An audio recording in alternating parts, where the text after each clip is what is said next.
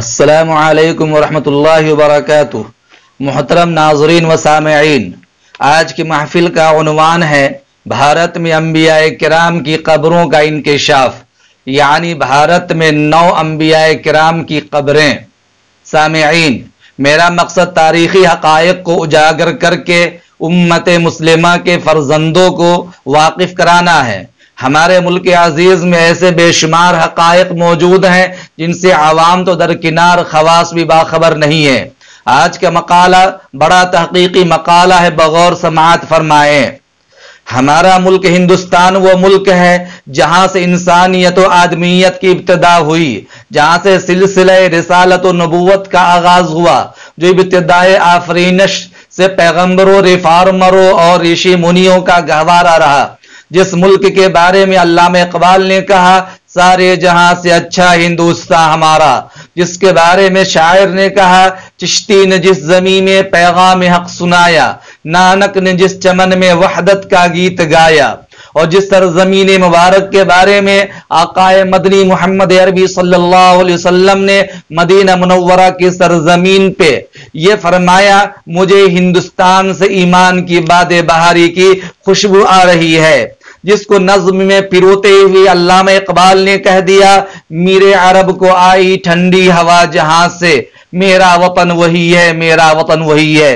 जी हां दोस्तों, इसी भारत का सूबा पंजाब का सरहिंद कस्बा, वहां जन्म लेने और वहीं महवे ख्वाब दीन इस्लाम की एक अजीमुल कद्र हस्ती मुजद्दिद अल्फसानी के हवाले से पहचाना जाता है। वहीं उनसे मंसूबी एक सआदत भी उनका नाम ता क़यामत जिंदा रखने के लिए काफी है कि उन्होंने सरहिंद से लगभग 20 किलोमीटर वाक़े गांव पिंड बरास में 9 अंबिया अलैहिमुस्सलाम की आखिरी आराम गाहों की मौजूदगी का इंकिशाफ किया और मज़ारात में से हर एक के जाए वक़ू की बाकायदा निशानदेही भी की। एक सवाल यह पैदा होता है कि मुजद्दिद किसे कहते हैं, तो सुनिए, बाज तारीखी रिवायात से यह साबित है कि हर 1000 साल के बाद अल्लाह रब्बुल इज्जत तजदीद दीन के लिए एक मुजद्दिद मबऊस फरमाता है।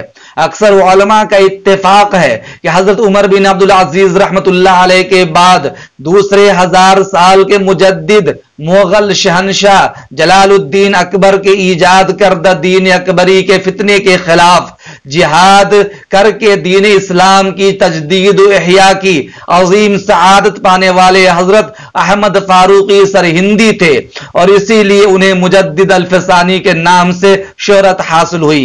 तारीखी रिवायात के मुताबिक हजरत अहमद फारूकी सरहिंदी मुजद्दिद अल्फसानी रहमतुल्लाह अलैह ने एक मर्तबा इस पिंड बरास मकाम पर जोहर की नमाज अदा की।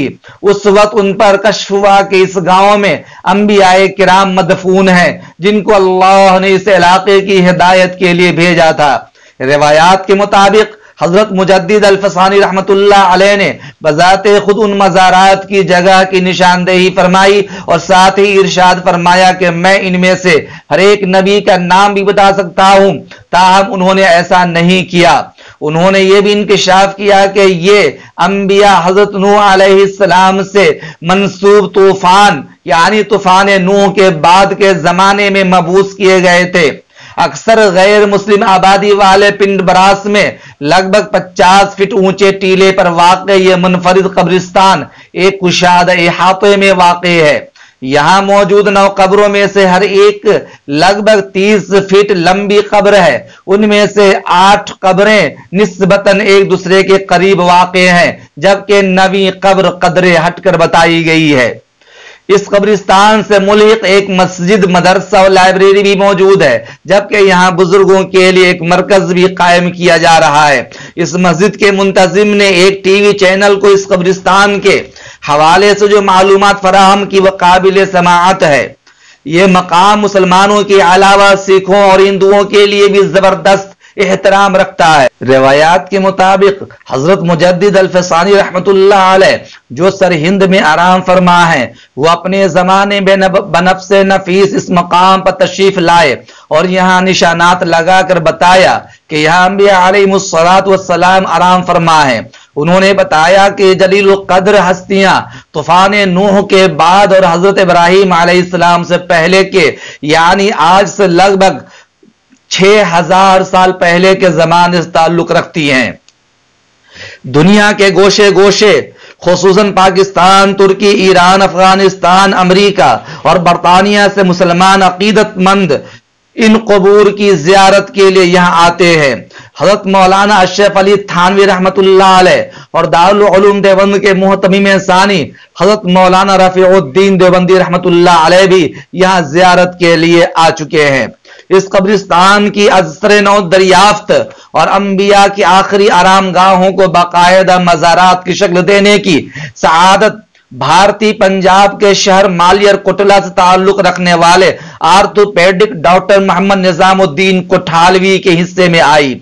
तफसीलात के मुताबिक 1947 तक मकामी मुसलमानों की तरफ से इस कब्रिस्तान की अच्छी तरह देखभाल की जाती थी, लेकिन हिंदुस्तान की तकसीम के मौके पर होने वाले मुसलमानों के कत्ले आम और उसके नतीजे में इलाके की लगभग तमाम मुसलमान आबादी के हिजरत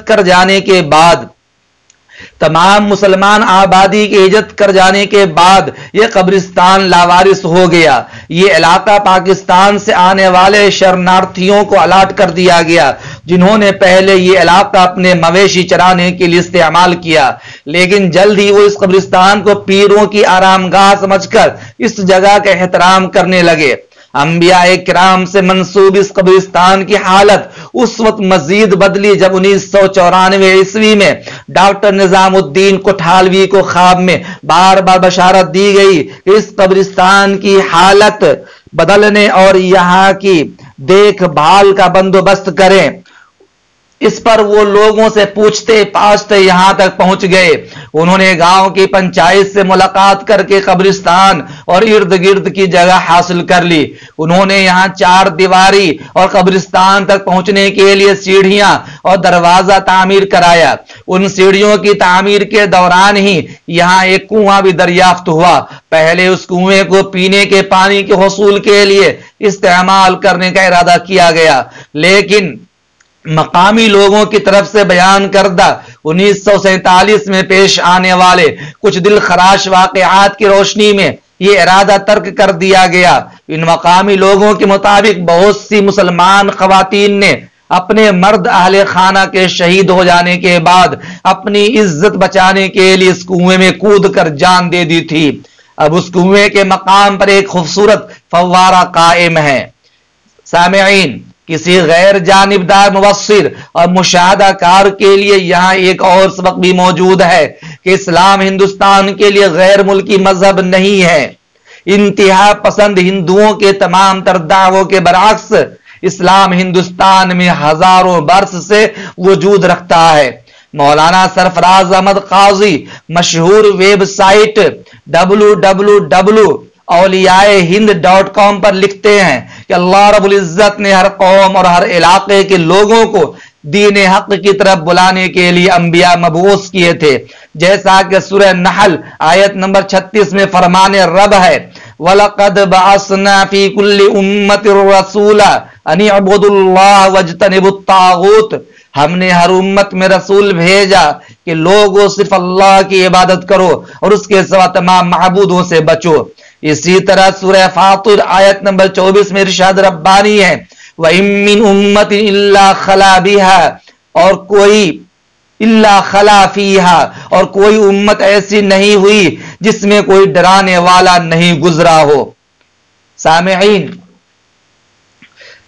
ऐसी वाज़ेह आयात की रोशनी में यह बात बईद अज क़ियास नहीं कि बर्रे सगीर के खित्ते में भी इसके हिस्से के पैगंबर मबूस किए गए होंगे।